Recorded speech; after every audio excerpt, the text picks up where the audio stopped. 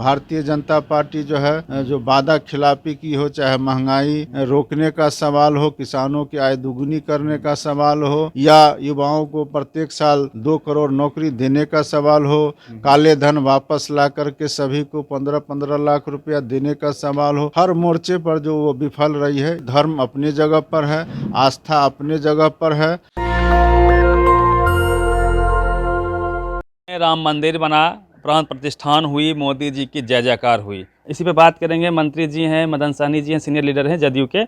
Sir, एक तरफ मोदी जी जिस प्रकार से भव्यता के साथ राम मंदिर का प्राण प्रतिष्ठान किए, उसके अगेंस्ट में लोग देख रहे हैं कर्पूरी चर्चा जिस प्रकार से ऐतिहासिक रूप से इस बार हो रही है, तो क्या उसके काट के तौर पे इसको लिया जाए?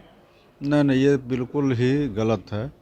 और हम लोग कभी भी जनता दल यू माननीय मुख्यमंत्री जी इस तरह का काम नहीं करते हैं। काट छांट की राजनीति में उनका विश्वास नहीं है। और ये कार्यक्रम भी प्रत्येक साल जनता दल यू के द्वारा किया जाता रहा है। हाँ, यह अलग है कि इस बार 100 साल पूरे होने के उपलक्ष्य में हम लोगों ने इसको बड़ा धूमधाम से मनाने, और 100 साल पूरे हुए हैं तो हम लोग के लिए खुशी की बात है। जननायक कर्पूरी ठाकुर जी हमेशा से गरीबों के लिए, दलितों के लिए, अति पिछड़ों के लिए, पिछड़ों के लिए, यहाँ तक कि जो उच्च वर्ग के लोग हैं उनको भी आरक्षण दे करके और आगे बढ़ाने का काम किया। बिहार सरकार के द्वारा विभिन्न तरह का योजना चलाए गए हैं, चाहे वह पंचायत के अंदर में आरक्षण देने का सवाल हो, या जल जीवन हरियाली पर्यावरण के दृष्टिकोण से कार्यक्रम हो, ये सभी किए गए हैं। बाल विवाह, नशाबंदी मुक्ति, ये सारे कार्यक्रम है, अभियान है, ये सब किए गए हैं। साथ ही लोगों को, खास करके युवाओं को सरकारी नौकरी और रोज़गार देने का जो सरकार का संकल्प है, उस संकल्प को भी पूरा करने का प्रयास किया गया है। साथ ही विभिन्न तरह के रोज़गार से जोड़ने के लिए भी माननीय मुख्यमंत्री जी ने कई तरह के स्कीम चलाए हैं, चाहे वो मुख्यमंत्री उद्यमी योजना हो, मुख्यमंत्री परिवहन योजना हो, चाहे वो स्टूडेंट क्रेडिट कार्ड हो, या हेल्थ के सेक्टर में आप देख लीजिए कि पहले मात्र 6 मेडिकल कॉलेज अस्पताल थे, आज 15 मेडिकल कॉलेज अस्पताल हो गए। सभी जिला में इंजीनियरिंग कॉलेज खुले हैं, पॉलिटेक्निक कॉलेज हैं, और इस तरह से ITI हैं, नर्सिंग कॉलेज है। सभी क्षेत्र में किसानों को आय बढ़ाने के लिए माननीय मुख्यमंत्री जी ने कृषि रोड मैप का गठन करके उसके माध्यम से किसानों को उन्नत बीज खाद के साथ साथ कृषि यंत्र देने का काम किए हैं। और इसके कारण आज कृषि के क्षेत्र में भी बिहार बहुत प्रगति की है, किसान हमारे संपन्न हो रहे हैं। तो ये सारे काम किए जा रहे हैं और आगे भी यह काम का सिलसिला बदस्तूर जारी है। तो ये तमाम चीज़ को लेकर के हम लोग कल अपने लोगों को बीच में रखने का काम करेंगे।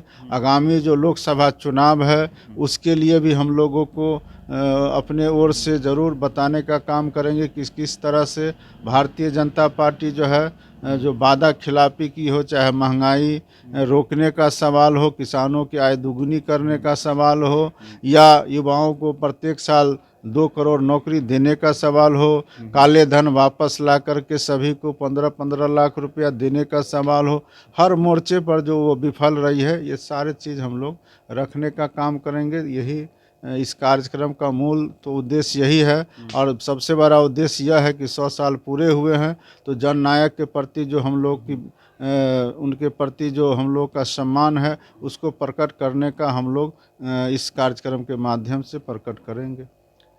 एक तरफ लोग कह रहे हैं सर कि मोदी जी के सेल्फी पॉइंट्स लगे राम मंदिर के कार्यक्रम में, वहीं दूसरी ओर लगातार पोस्टर चिपकाए जा रहे हैं बिहार में। रोजगार मतलब नीतीश कुमार, जिस प्रकार से शिक्षकों को बहाल किया गया बड़े पैमाने पे, तो मंदिर की पॉलिटिक्स तो करेगी बीजेपी 24 में, उसका जवाब रोजगार से देंगे। जैसे नीतीश कुमार के बारे में छवि है कि वो काम करना जानते हैं, बोलते भी हैं कि हम काम करते हैं, ज़्यादा छापते नहीं है, हमारा छपता नहीं है। देखिए, दोनों का अपना अपना अलग अलग महत्व है और वो सभी तरह के लोग हैं समाज के अंदर में, और धार्मिक मान्यता को कोई ठुकरा नहीं सकता है। हर आदमी जो है, चाहे वो किसी भी धर्म के मानने वाले हों, चाहे हिंदू हों, मुस्लिम हो, सिख हो, ईसाई हो, ऐसा कोई व्यक्ति है जो किसी न किसी धर्म को नहीं मानते हैं। जो जिस धर्म के हैं उस धर्म को में अपना भाव प्रकट करते हैं। और फिर हमारा देश तो धर्मनिरपेक्ष देश है, और जब धर्मनिरपेक्ष देश है, हम दूसरे के धर्म का आदर करते हैं, तो हम अपने धर्म का भी अनादर नहीं कर सकते हैं और नहीं करना चाहिए। तो इस दृष्टिकोण से धर्म अपनी जगह पर है, आस्था अपने जगह पर है, और जहाँ तक राम भगवान का प्राण प्रतिष्ठा का प्रश्न है, तो हम लोग उसमें कहीं से भी यह नहीं समझते हैं कि यह गलत है। बरसों से लोग चाह रहे थे, बहुत बरसों से देश के सभी लोग चाह रहे थे कि वहाँ भगवान रामचंद्र जी का प्रतिमा का अनावरण हो, तो हुआ है। तो इसका तो हर लोग को स्वागत करना चाहिए, और इसमें कहीं से भी यह नहीं है कि कोई दूसरे के धर्म को आहत करने का यह इसमें कहीं से कोई प्रश्न उठता है। और जहाँ तक रही बिहार के अंदर में माननीय मुख्यमंत्री जी के द्वारा जो काम किए जा रहे हैं, जो इसकी चर्चा हम लोगों ने किया है, आज जो शिक्षा के क्षेत्र में जो शिक्षक बहाली हुई है, वह भी एक रिकॉर्ड है। बिहार के इतना कहीं भी किसी भी प्रदेश में, किसी दूसरे अन्य राज्य में इतने बड़े पैमाने पर, बल्कि लोग कह रहे हैं कि दुनिया में भी इतने बड़े पैमाने पर, हाँ, इतने कम समय में इतने बड़े पैमाने पर एक साथ इतने संख्या पर में बहाली नहीं हुई है। और सिर्फ जो है सो टीचर की बहाली नहीं हुई, ऐसा कोई विभाग नहीं है जहां बहाली नहीं हुई है। तो ये सब है। महिलाओं को भी सशक्त किया गया है, महिलाओं को पंचायत के अंदर में आरक्षण दिया गया, अति पिछड़ों को आरक्षण दिया गया। तो ये सब काम किए गए हैं। नौकरी में 35% महिलाओं को आरक्षण दिया गया है। तो ये सारे काम तो मुख्यमंत्री जी ने किए हैं। तो इनका अपना वजूद है राजनीति में, इतना इनका अपना हैसियत है, इनका अपना पहुंच है लोगों तक, और जो जिनकी आप चर्चा करें उनका अपना अलग महत्व है। तो दोनों का अपना अपना महत्व है, और दोनों लोग अपने अपने तरीके से काम करते हैं। अभी सर लगातार टीवी में चल रहा है कि नीतीश जी कभी भी बीजेपी के साथ मिल सकते हैं। आप तो उनके करीबी लोग हैं, सीनियर लीडर हैं, क्या परसेप्शन है, क्या सच्चाई है? इस बात में हम लोग अभी विश्वास नहीं करते हैं, और जब ऐसा होगा तो ये तो मुख्यमंत्री जी और को निर्णय लेना है। लेकिन अभी दूर दूर तक हम लोग को इस बात का कोई आशंका या ऐसा हम लोग को कोई जानकारी और इसकी आवश्यकता हम लोग को नज़र नहीं आती है। इसलिए हम लोग कह सकते हैं कि ये सिर्फ और सिर्फ लोगों के द्वारा बनाया गया है, या हो सकता है भारतीय जनता पार्टी के द्वारा यह बात उड़ाया गया होगा। चूँकि उनको आवश्यकता महसूस होता होगा, उनको लगता होगा कि बिना नीतीश कुमार जी के हमारा नैया पार नहीं हो सकता है, इसलिए वो जनता दल के साथ आना चाह रहे हैं। तो यही हो सकता है, लेकिन अभी ऐसा कोई हम लोग को संभावना नज़र नहीं आता है। और ये बड़ा सभा होगा, और इसको रैली रैली की तैयारी, रैली तो चुनाव की तैयारी या चुनाव के लिए तो हम लोग हमेशा तैयार रहे, पार्टी हमेशा से तैयार है।